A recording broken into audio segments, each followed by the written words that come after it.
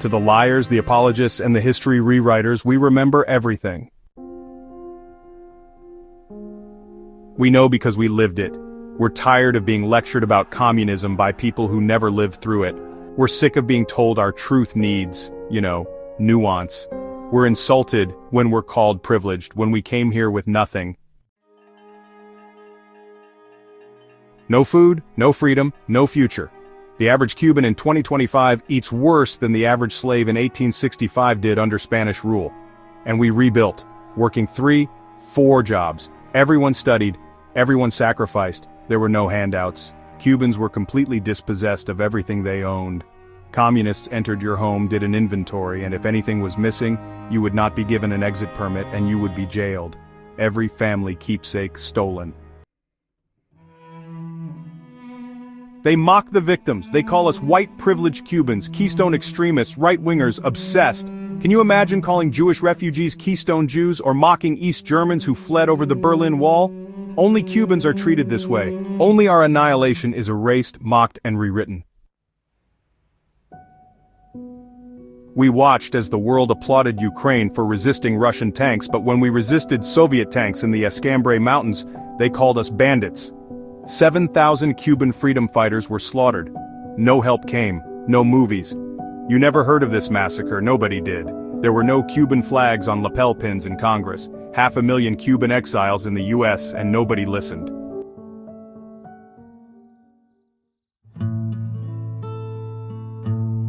Fidel Castro jailed more political prisoners per capita than Joseph Stalin during the Great Terror. He killed more Cubans in his first 3 years than Adolf Hitler killed Germans in his first 6. He came closer than anyone in history to starting a nuclear war. He destroyed a nation that had a higher per capita income than half of Europe and turned it into a country that even the poorest in the region now flee, with the highest suicide rate in the Western Hemisphere. And they still defend him. We came here because there was no other choice. We were facing firing squads. We know because we were there. We didn't flee because we lost elections. We fled because they banned elections. And when we tried to fight back, America betrayed us. A century earlier, 17,000 United States troops defeated a decaying Spanish Empire in Cuba, but in 1961, the CIA sent 1,400 untrained exiles to fight a Soviet-backed regime, and then left them to die. 1 year later, that same United States government planned a full-scale invasion with 350,000 troops. Why? Because they knew the Bay of Pigs was never meant to succeed.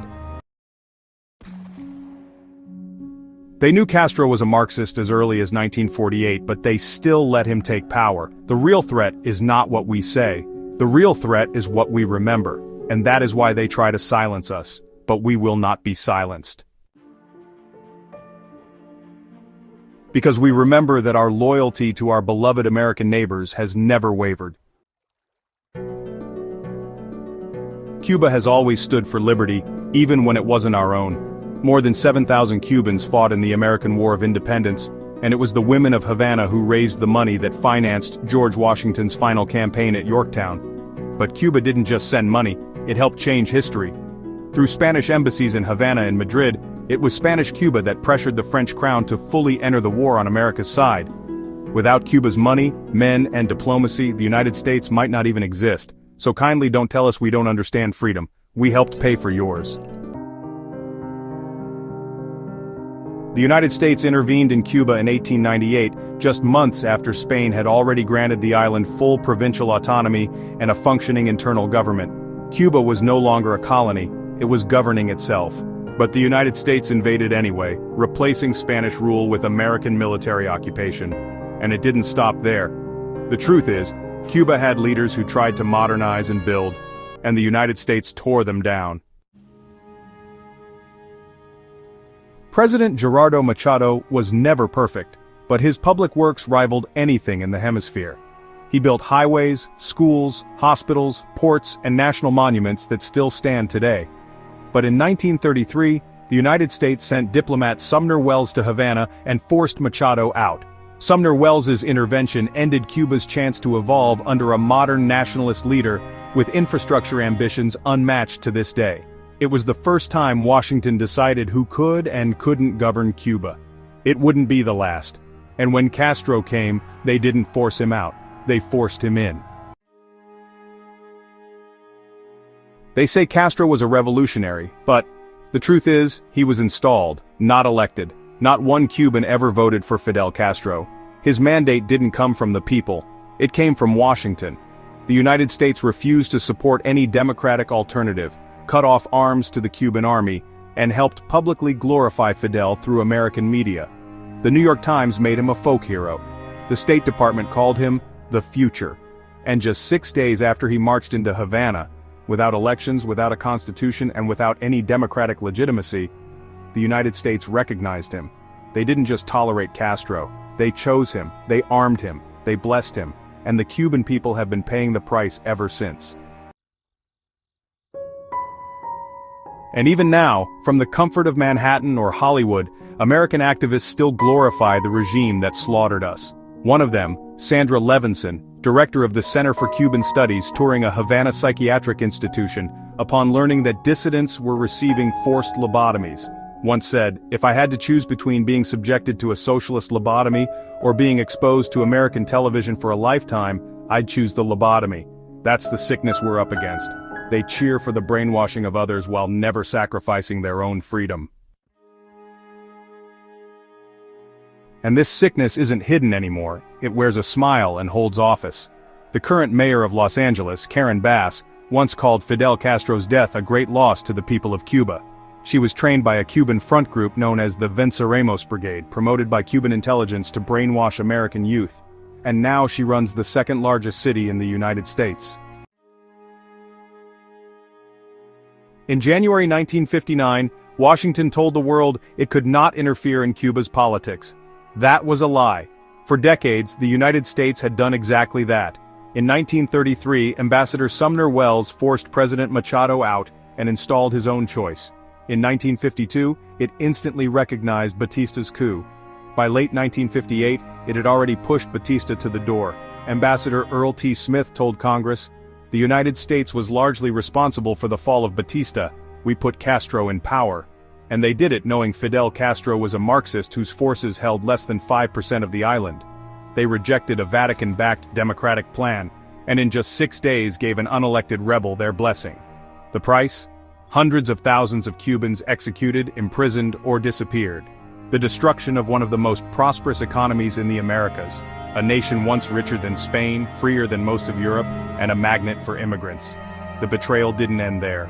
In April 1961, 1,400 Cuban exiles, the Bay of Pigs Brigade, landed to free their homeland. They had been promised U.S. air support, but once they were already on the beaches, President John F. Kennedy invoked the same old excuse, "We cannot intervene," claiming it would appear interventionist. It was a bald-faced lie. For decades, the United States had intervened in Cuba whenever it suited its interest. That day, the truth hit like shrapnel.